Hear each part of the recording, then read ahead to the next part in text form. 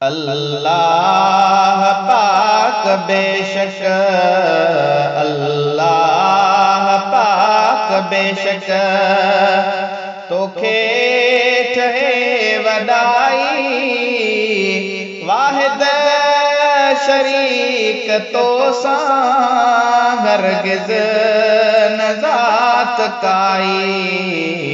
अल्लाह पाक बेशक, अल्लाह पाक बेशक, परवरदिगार तोई कायनात बनाई। परवरदिगार तोई कायनात बनाई। तो ॾींहुं बनायो ऐं रात बनाई। तो ॾींहुं बनायो ऐं रात बनाई। तूं ई अता कई रब सिज चंद्र में रोशनाई। अल्लाह पाक बेशक, अल्लाह पाक बेशक, तोखे ठहे वॾाई, वाहिद शरीक तो सां हरगिज़ न ज़ात काई। अल्लाह पाक बेशक, अल्लाह पाक बेशक, कुदरत संदीअ सां मौला जोड़ियो जहान तो आ। ओ तूं धणी तूं ख़ुदा तूं कादिर आहीं क़दीर, रिज़्क़ रसाईं सभु कहीं तूं राज़िक़ रब बसीर। कंहिंखे दुनिया ॾेई घणी थो बनाईंसि अमीर, कंहिंखे लठ ऐं लोटी कश में थो फेराईंसि फ़क़ीर। इल्म तोखे अलीम आ नकी रखी कोई वज़ीर, खाराई पियो खज़ाने मां न को छॾी को दिलगीर। मखण माखियूं मिसरियूं मुल्क कयो थी मलीर, तुंहिंजे दर ते थो सॾे हीअ अब्दुल वाहिद फ़क़ीर। हाणे माफ़ी ॾेसि ख़बीर बंदे हिन बलोच खे। कुदरत संदीअ सां मौला जोड़ियो जहान तो आ।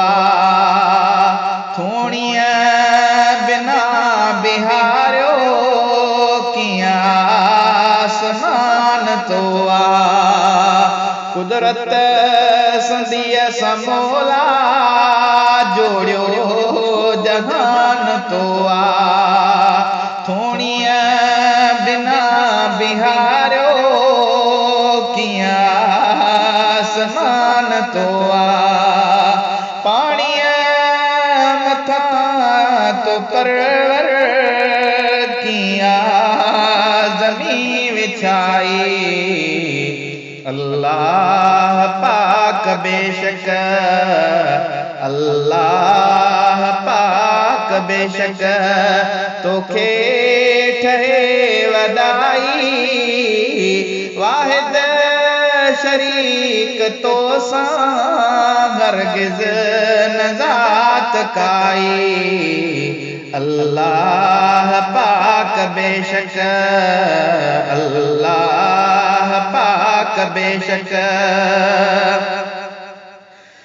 तकलीफ़ वक्त बानो तोखे जॾहिं पुकारे। ओ मुंहिंजे मदायुन खे मोर न मौला कोल, बबुण पंहिंजे बांहड़े रुले खेत न रोल, ज़ाहिर ज़रोई न कर परवर जो बोल, ला तक़नतू मिन रहमतिल्लाह कादिर तुंहिंजो कोल, कूड़ कचाइन जो खणी मूं केच कयो कच कोल, अब्दुल वाहिद खे उते शल ढके रखंदे ढोल, ही ॿुधी बरोच जो बोल मन राज़ी थिए रहमान तूं।